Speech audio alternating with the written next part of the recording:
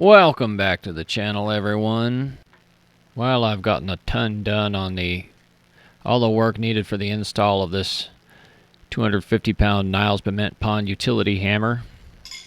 And let me show you what I've been up to. So right here, I am disassembling it. I had it hooked up to air and stuff so I could actually test the hammer for functionality, and it does work well. At least preliminarily, it seems that way. So now I'm a little bit sadly taking it all apart because I'm going to have to move the hammer around quite a lot and do some stuff before I can ever hook the air up again and actually get it running. So here I am taking the inlet off. Just 4 bolts on that gland there, and then there's just some old style rope packing behind it.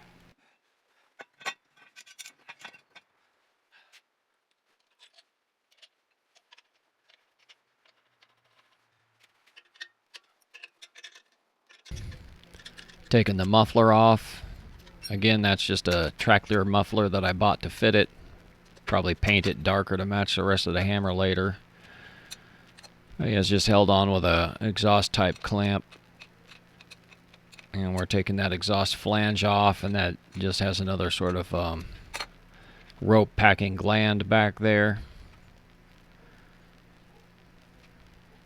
And that T's got that lower pipe nipple and cap coming off of it just to hold oil, and every once in a while I'll take the cap off and let the residual exhaust oil drain. For now, that's got to come off too.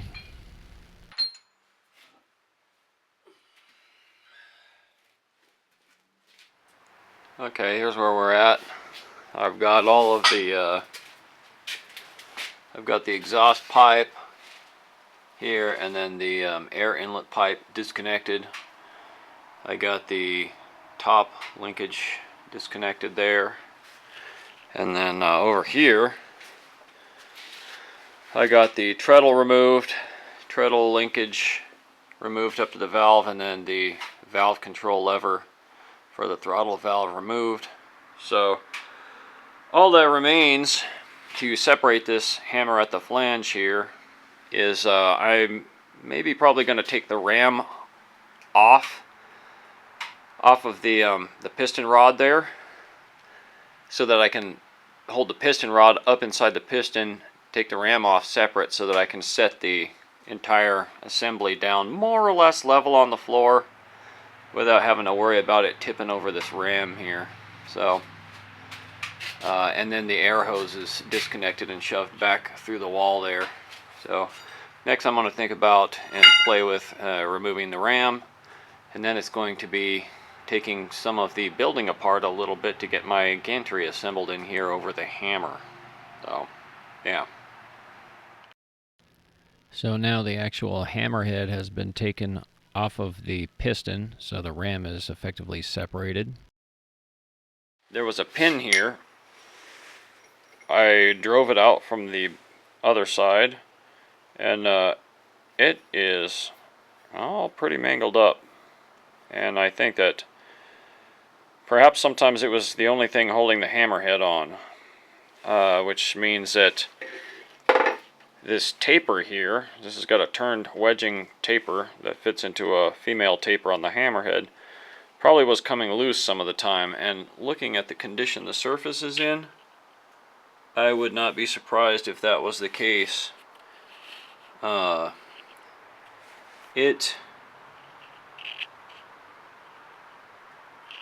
is all pitted and gross and kind of rusted, and so I'm going to have to shine that back up, try to dress the internal taper. But for now, I am all set to actually pull this flange off, undo all these bolts, and then take the entire air assembly off of this thing and the ram out, and that'll make moving the frame much lighter, less top heavy, and more easy. So I'm going to be erecting the gantry crane to actually be able to lift this off of here, trolley it over there, set it down, and then also scoot the hammer frame out of the way completely so I can cut that hole for the foundation block next. Here's a quick still shot of this Madison Kip brand 2-port lubricator that I just got for this hammer. I'm converting it to a crank action, and the hammer needs 2 ports, so this thing is just perfect. Got it on eBay, was stoked to find it. Well, I got the 10-horse Ingersoll Rand compressor home. Got it wired up to the Phase Perfect temporarily here in its temporary home. Check it out.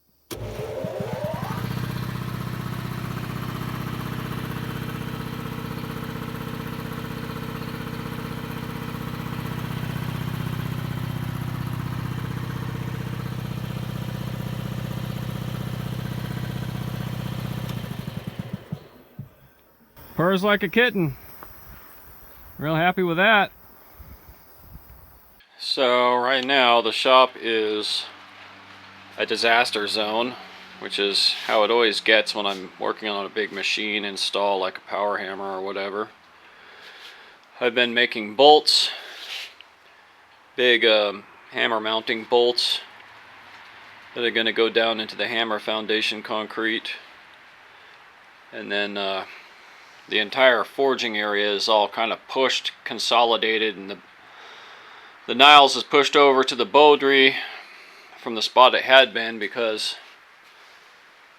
the floor is cut and dug out 4 feet deep, 3.5 feet wide, 4'10" long, for nearly 3 yards of concrete to go in there. I've got my isolation boards Tapcon to the edge of the slab, so that'll keep the hammer from rattling the rest of the building as much. As you can see, this is all just racked over here. It's got spatter from the concrete saw. I have to clean that all up. I got a concrete truck coming tomorrow, so right now I'm working all my foundation stuff. I got the timber frame that the hammer sits on assembled here. Get spacing for bolt holes.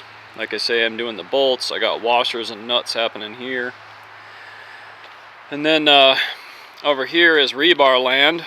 I've made all the rebar mats, just number 4 bar in a grid, that are going to be in the hammer foundation.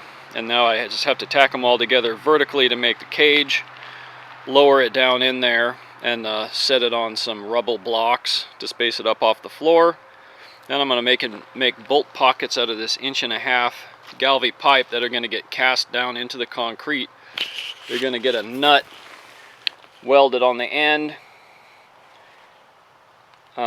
that the bolt will thread down into, and then a cap on the other side of the nut to give room for the bolt to go through a little bit. And then they're going to be bolted to angle irons that are going to be suspended in the right positions over the pour for the block. So it's all a rather intricate affair. I'll take a little bit more video later once I get it all set up so you can kind of understand what's going on with it. But yeah, busy day around here, and also I'll be taking more video tomorrow of the actual pour for it. So here's where we're at.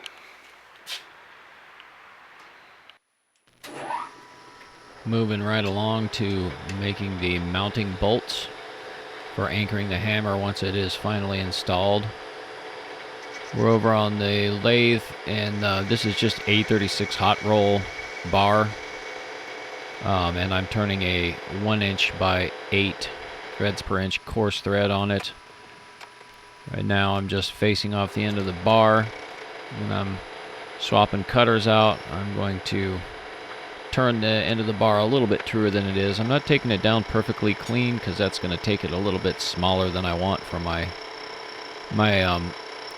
major diameter on my threads, but I am going to get it more concentric, and then by the time I'm done single point threading it, most of the remaining mill scale, even off the one side, will be all gone on the points of the threads, as you'll see later on. And here we're just getting the 60-degree little template for checking the tool angle, of course. Get the tool post set just so, lock it down.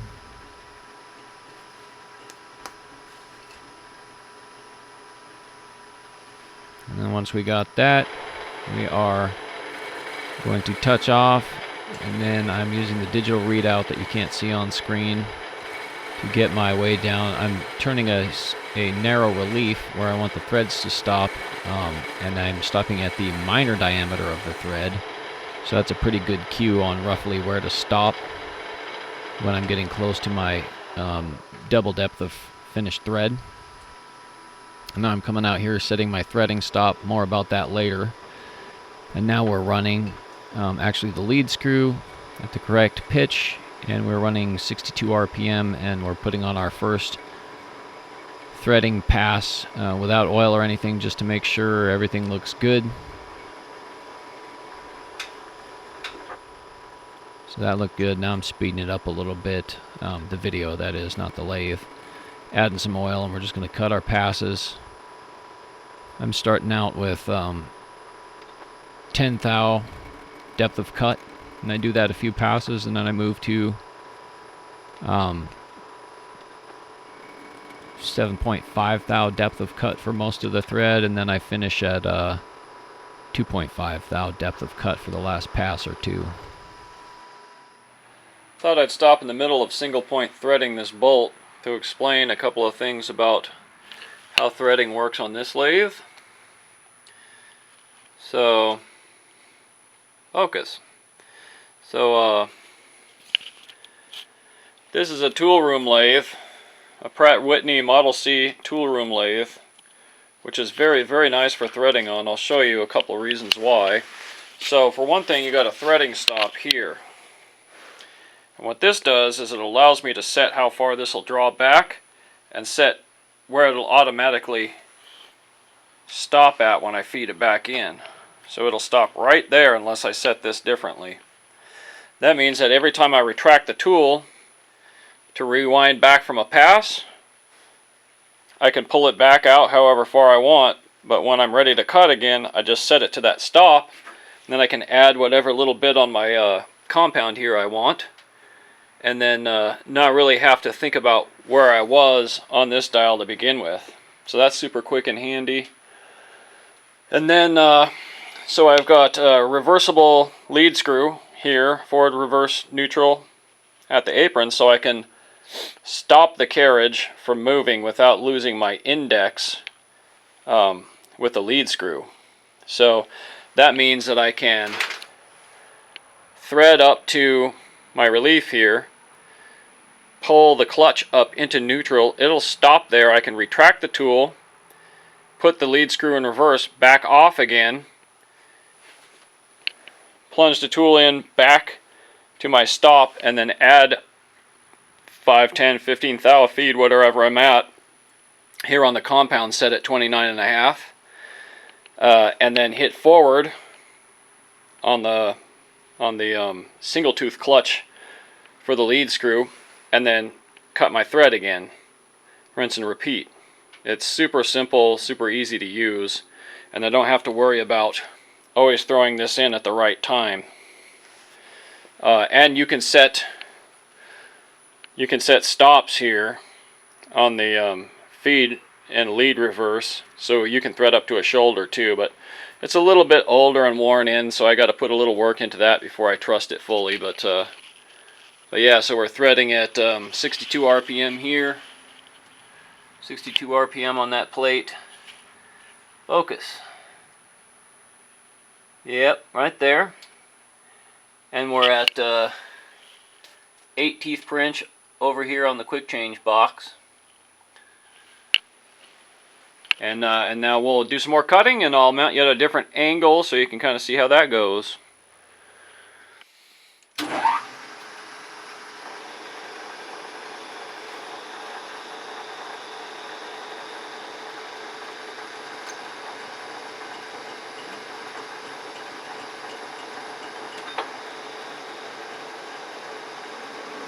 Okay, watch at the end of the pass, my right hand will throw the forward neutral reverse lever for the lead screw into neutral, and then my left hand is going to retract the cross slide to pull the tool out of the cut.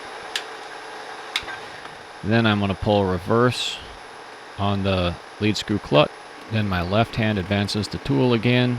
My right hand throws it into forward again. And as I reverse, I always oil it and add a little bit more feed for the next pass. It just gets super smooth to not even have to think about.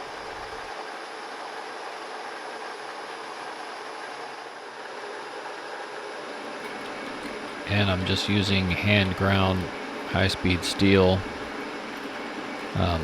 lathe bit there.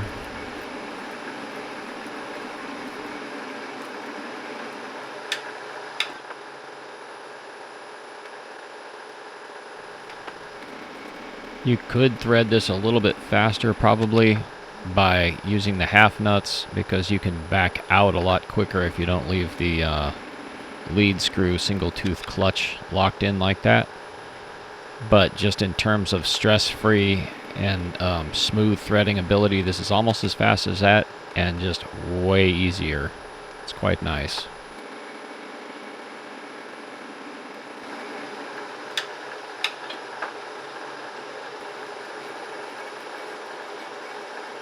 Just running a smooth file here to quickly polish off the tops of these teeth. They're getting a little ragged in this A36.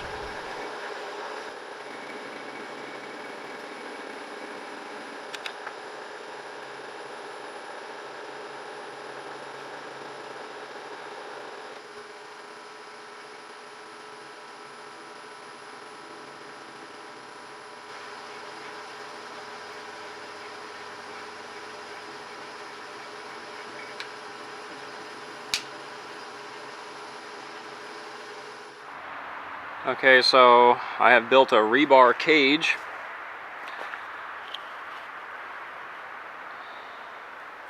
Tack welded construction. I tied my last one together, and I have tied a fair amount of rebar in my life. Decided to see if tacking one up would be nice, and I gotta say I greatly prefer it. So these are roughly 1 foot spacing on the mats here. The verticals are a little bit wider, but there's like 200 feet of rebar in there. 4 layers. So next I just got to go set it in the pit. I think I can still handle it. Okay, so I got my cage set in the hole. Up on some masonry rubble chairs. And now I just got to get my bolt pockets made and set in place so that they're exactly in the right spot for the bolt holes in the hammer frame. And then by golly, I'm going to be mostly ready to pour. Then it's just cleaning up outside and making sure the truck can get through. Okay, I'm on to making bolt pockets now. These are all 1.5 inch Galvy pipe, and they don't look too fancy, but what they have is a nut welded on. Come on, focus. Damn. Focus. There's a nut welded in the middle there, and then a small spacer below that, and a cap that's extra big so it hooks onto the concrete. And it's square so it won't turn. And then I've made it to where these long double-ended bolts, once I have these cast into the concrete,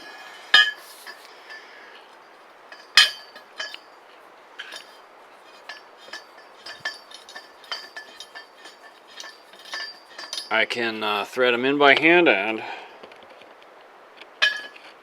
there we go.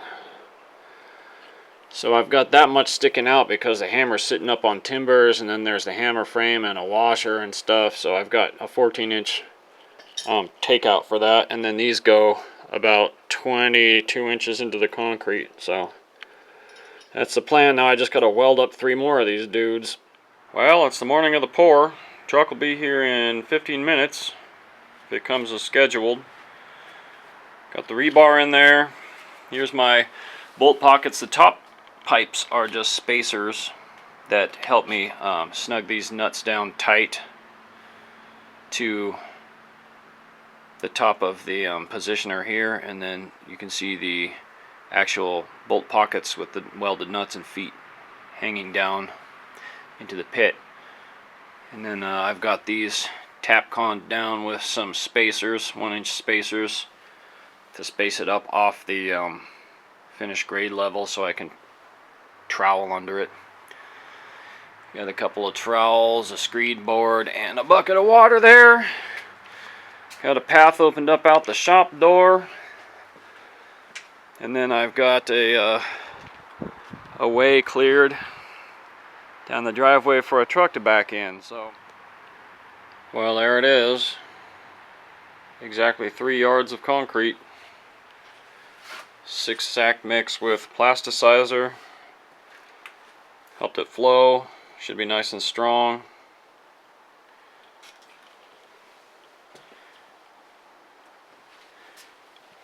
The bolt pockets didn't float out, although I had to adjust the verticality because the power of the mud just flowing in there made them drift a little.